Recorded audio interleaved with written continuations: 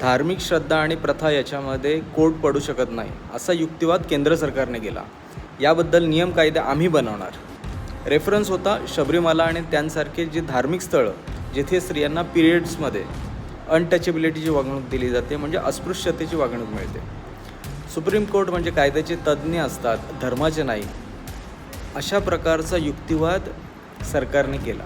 पण त्यावर न्यायाधीश सूर्यकांत आणि इतर 9 जजेसने हा युक्तिवाद फेटाळून लावला, हे सांगून की नागरिकांना धार्मिक स्वातंत्र्य जरी असलं तरी धार्मिक स्वातंत्र्यामुळे सार्वजनिक व्यवस्था, नैतिकता आणि सामाजिक आरोग्य ह्याला जर धक्का लागत असेल तर न्यायालयाला पूर्ण अधिकार आहे हस्तक्षेप करण्याचा.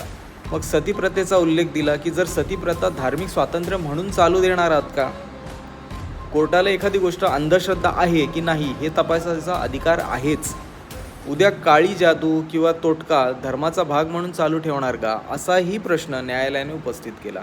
नागरिकांच्या मूलभूत हक्कांचं जर का हनन होत असेल तर सुप्रीम कोर्ट त्याच्यामध्ये लक्ष घालणारच आणि तो त्यांना पूर्ण अधिकार आहे अशा प्रकारे न्यायालयाने ठासून सांगितलं.